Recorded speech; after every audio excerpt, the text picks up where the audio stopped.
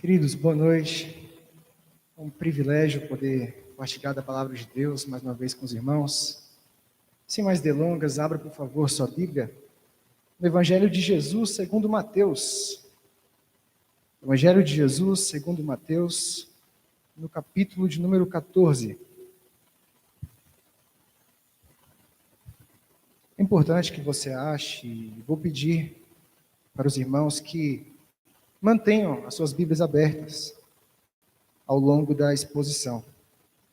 Eu tive o prazer de, no começo da pandemia, partilhar com os irmãos uma palavra nesse texto, que foi pelo nosso Instagram da IPC, e ali foi apenas uma devocional, e agora eu tenho a oportunidade de falar um pouco mais sobre o texto. Vivemos um momento muito oportuno para isso, e isso é muito bom. Mateus 14, nós leremos do verso de número 22 ao verso de número 33. Irmãos, o culto público sempre é uma bênção, porque ele é um diálogo do nosso coração com Deus. Nós começamos esse diálogo fazendo uma oração a Deus, e Deus nos responde pela sua palavra. Depois nós continuamos esse diálogo, entoando louvores, adorando com dízimos e ofertas. E agora Deus fala conosco através da sua palavra. É importante que nós chegamos cedo no culto para poder participar justamente do diálogo inteiro. Então não é apenas no momento da palavra, no momento do louvor que você tem que vir. Deus, ele fala desde o começo do culto, e desde o começo do culto nós já estamos falando também com Deus. Abra seu coração, com um coração reverente, assentado mesmo. Vamos ler a palavra.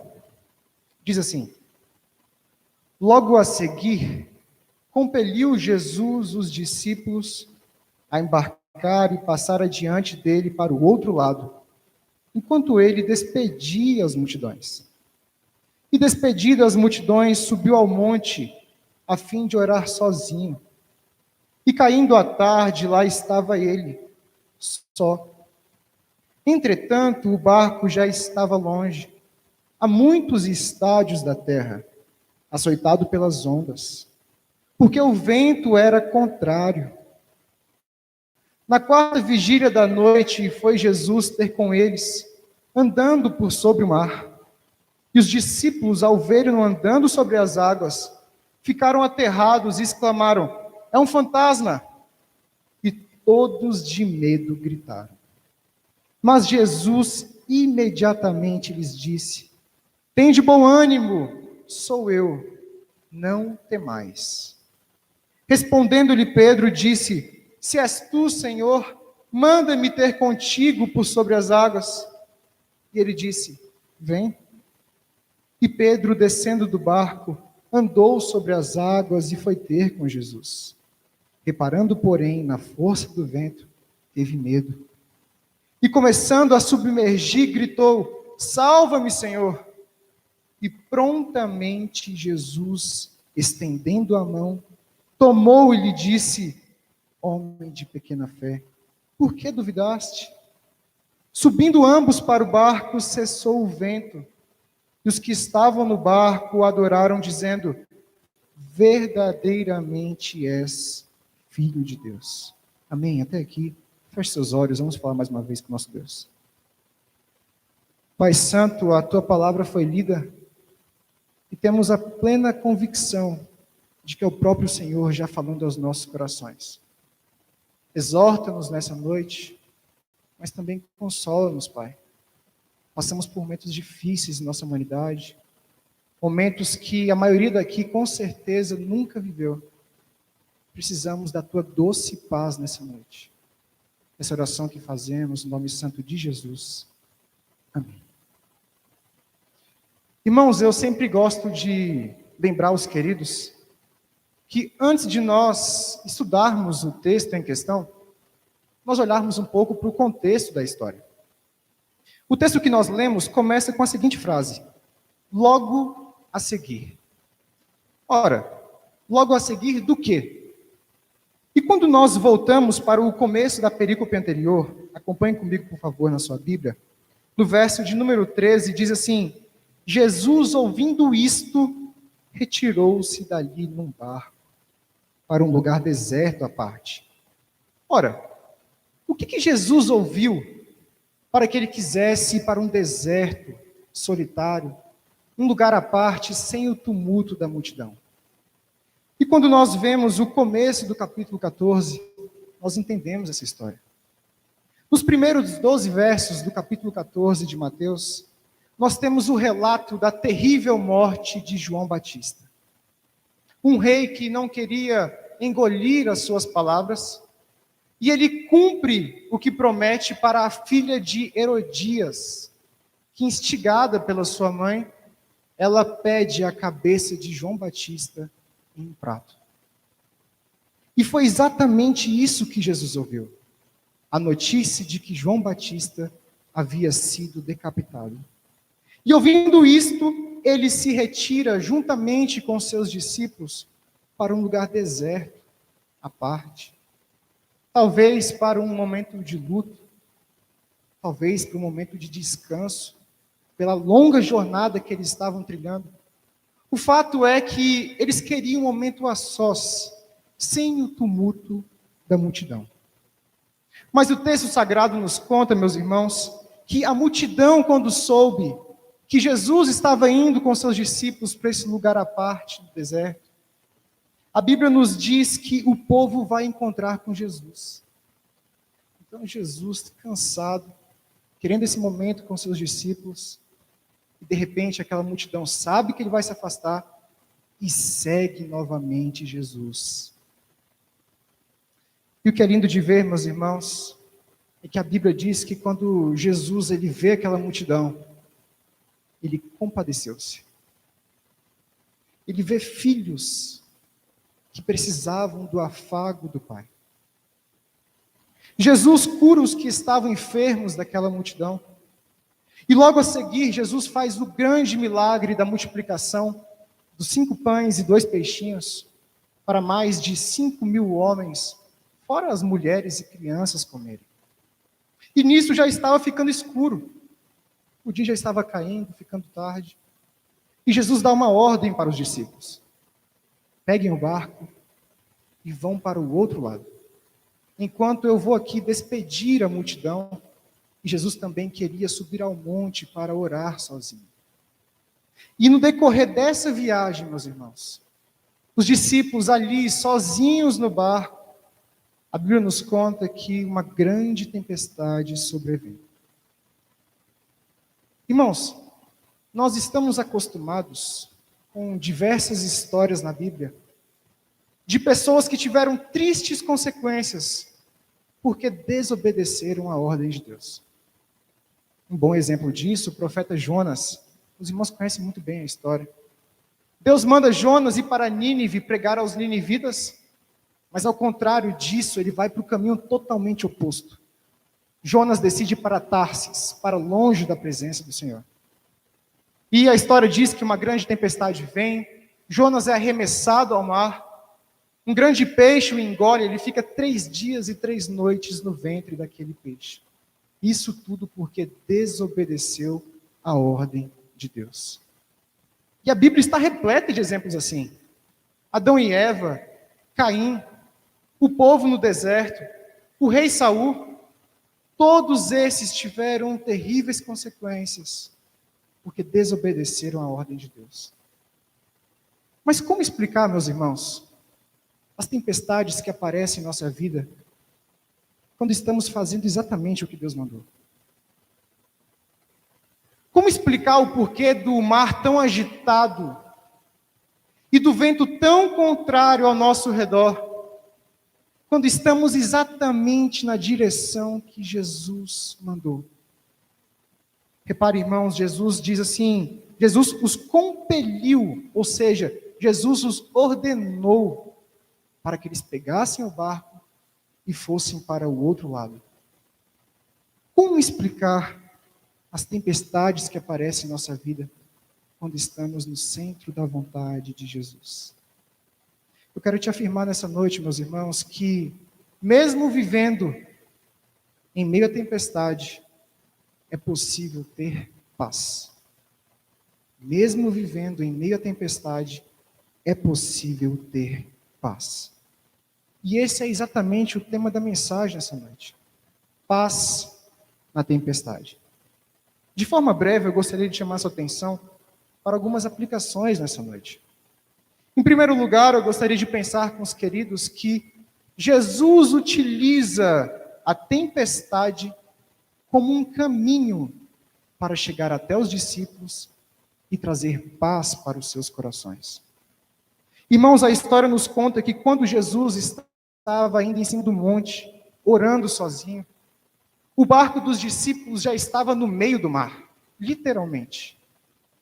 No Evangelho de João vai relatar que eles já estavam a 30 estádios de distância. Isso dava mais ou menos 6 quilômetros, o mar tinha 12. Então eles estavam literalmente no meio do mar, quando uma grande tempestade aparece e os ventos começam a soprar ao contrário. E no verso de número 25 nos diz que na quarta vigília da noite, ou seja, entre 3 e 6 da manhã, em plena escuridão da madrugada, Jesus foi ao encontro dos discípulos andando sobre o mar.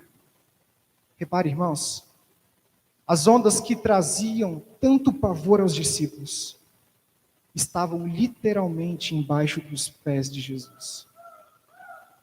Aquilo que os discípulos achavam que iria tirar a sua vida foi exatamente o caminho que Jesus escolheu para chegar até eles e trazer paz para os seus corações. Irmãos, o profeta Naum diz que o Senhor tem o seu caminho na tormenta e na tempestade.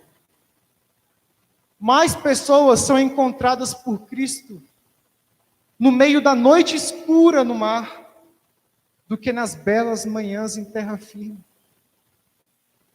É exatamente nas noites escuras em que as tempestades da vida fogem do nosso controle que nós reconhecemos que precisamos de socorro e pedimos a Jesus. Olhe para o seu coração nessa noite.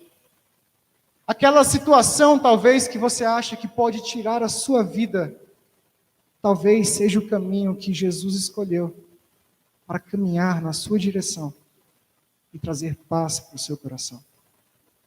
Tende bom ânimo, sou eu, não temais. Em segundo lugar, queridos, eu gostaria de pensar com os irmãos que Jesus acalma primeiramente a tempestade do coração dos discípulos. Repare comigo.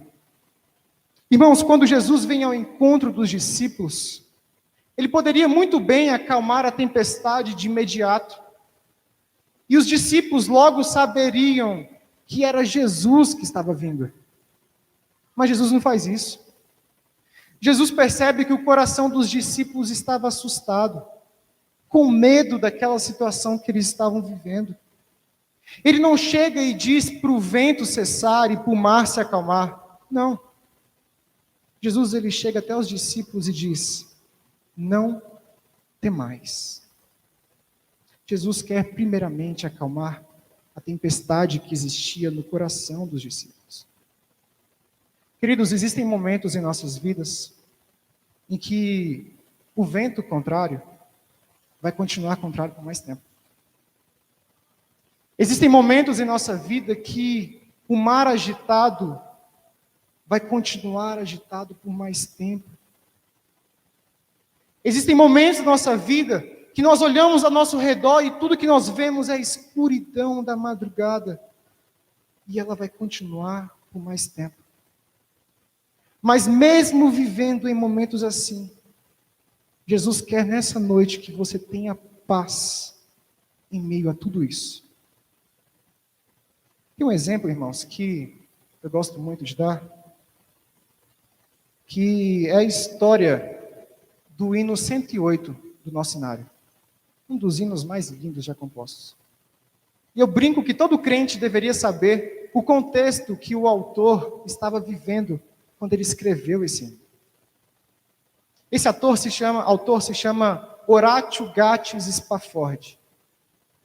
Era um homem muito rico, muito bem-sucedido, advogado e também empresário do ramo imobiliário. Isso na década de 1860.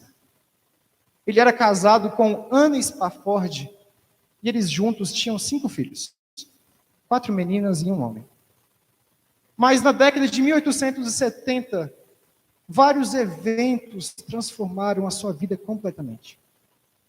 No ano de 1870, o seu único filho homem, ele falece de uma doença rara na época chamada de escarlatina. Um ano depois dele perder o seu único filho homem, a história nos conta que ele perde praticamente todos os seus bens no grande incêndio de Chicago. Se vocês procurarem sobre esse incêndio, vocês vão encontrar. Um incêndio que durou 2 dias e tiveram praticamente 300 mortos, fora os feridos e um prejuízo material imenso. 2 anos depois disso, atendendo uma sugestão médica para levar a sua esposa, que estava debilitada da saúde, para uma viagem, Spafford, ele decide tirar férias. E a história diz, meus irmãos, que em novembro de 1873, a sua esposa, Ana, embarca junto com as suas 4 filhas, e ele não pôde ir no mesmo navio por conta do trabalho, e combinou de se encontrar com elas em terra firme na França. E a viagem se caminhava tranquila, até na noite de 1873, no dia 22 de novembro, nos diz a história que o navio que eles estavam chocou um navio inglês. E em menos de 30 segundos, o navio já tinha afundado completamente. A história diz que Ana, ela agarra suas filhas e elas se ajoelham orando, pedindo para que Deus a salvasse. Mas à medida que a água ia subindo, uma a uma de suas filhas eram arrancadas de seus braços. E ela viu todas perecendo. Milagrosamente, ela foi encontrada nos escombros do navio com vida por outro tripulante. E 10 dias depois, eles chegam à terra firme e ela manda apenas um telegrama para o seu marido. Ela diz 2 palavras no telegrama: Save alone. Salva sozinha. As suas 4 filhas tinham morrido naquele naufrágio. 226 pessoas morreram, era considerado o pior desastre naval da história, superado 40 anos depois pela história do Titanic. E a história, meus irmãos, eu gostaria de falar com vocês, nos diz que quando o Horatio ele recebe aquele telegrama, ele vai imediatamente ao encontro de sua esposa. E é exatamente nessa viagem que ele compõe um dos hinos mais lindos que temos, onde ele diz: sou feliz com Jesus. Alguém que em menos de 4 anos perdeu a vida do seu único filho homem, perde praticamente todos os seus bens em um incêndio, perde agora suas 4 filhas e tem uma esposa traumatizada em casa. Ele consegue encher o peito e dizer: sou feliz com Jesus. Um verdadeiro exemplo de alguém que teve a paz de Jesus, mesmo em meio à tempestade. Jesus queria trazer paz aos corações dos discípulos naquela noite, mesmo em meio à tempestade. E Jesus, nessa noite, quer trazer paz ao seu coração, independentemente das circunstâncias que você esteja vivendo. Jesus traz paz ao nosso coração em meio à tempestade. E por último, irmãos, eu gostaria de pensar com os queridos que é possível ter paz na tempestade, porque o socorro de Jesus é bem presente. Irmãos, o texto nos diz que quando Jesus aparece, Pedro tem uma ousada atitude. Ele diz: Senhor, se és tu, manda-me ter contigo sobre as águas. E Jesus diz: vem. No entanto, no verso de número 30, nos diz que Pedro, porém, repara na força do vento e teve medo. E começa a submergir. Quando ele começa a afundar, ele grita: salva-me, Senhor. E o texto diz que prontamente Jesus estende a mão. Talvez nessa noite, meus irmãos, você esteja como Pedro. Você até começou a sua caminhada na fé com os olhos atentos para Jesus. Mas no decorrer da caminhada, você começou a reparar demais na força do vento ao seu redor. Talvez no decorrer da sua caminhada, você olhou mais os problemas do que o próprio Jesus que estava te aguardando. E assim como Pedro, você começou a submergir. Mas interessante, irmãos, é que Pedro ele poderia pedir ajuda para os discípulos que estavam no barco. Mas assim como o salmista diz, elevo meus olhos para os montes. De onde me virá o socorro? O meu socorro vem do Senhor, que fez os céus e a terra. Pedro, ele grita para quem tem poder sobre a tempestade: salva-me, Senhor. Talvez o que você precisa nessa noite é reconhecer que o seu socorro só pode vir de Jesus. E encher o seu peito e gritar: salva-me, Senhor. Eu estou submergindo. Eu olhei demais para o vento contrário, para o tamanho das ondas. E agora eu estou afundando. Faça como Pedro, meus irmãos. Reconheça que de Jesus pode vir o seu socorro. E rasgue o seu peito dizendo: salva-me, Senhor. Salva-me, Senhor. Irmãos, que nessa noite nós possamos fazer uma oração sincera a Deus. Reconhecer que a única coisa que pode trazer bom ânimo para nós, em meio à tempestade, em meio ao caos, é a presença de Jesus conosco. Que nós possamos abrir o nosso coração nessa noite e dizer: Senhor, o que eu mais preciso nessa noite é que o Senhor entre no meu barco. Senhor, o que eu mais preciso nessa noite é que o Senhor passe lá em casa. Os problemas não estão dando mais. O vento está muito forte. As ondas são muito maiores que eu. Passa em casa. O que nós mais precisamos nessa noite, meus irmãos, é ouvir a voz do próprio Deus dizendo: tem de bom ânimo, sou eu, não temais. E assim como os discípulos que olharam para aquela situação no final e o adoraram dizendo: verdadeiramente és filho de Deus. Que essa possa ser exatamente a nossa reação. Quando Jesus entra no nosso barco, quando Jesus acalma o nosso coração, nós possamos olhar para Ele e dizer: verdadeiramente és o Filho de Deus, o tão aguardado, esperado por todos os povos, nações, todos os tempos. Verdadeiramente és mais que você. Talvez você olhe para sua casa e vê o vento muito forte. Talvez você olhe para a situação no seu trabalho com essa pandemia e fala: não vai dar mais. Essa onda está grande demais. Mas a palavra de Deus para você nessa noite é: tem de bom ânimo.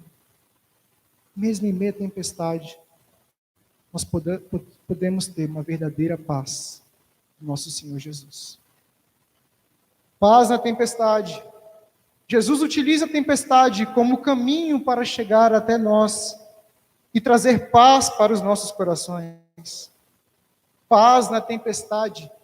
Jesus quer acalmar primeiramente a tempestade do nosso coração. Paz na tempestade. É possível ter paz na tempestade, porque o socorro de Jesus é bem presente. Amém? Feche seus olhos, vamos orar.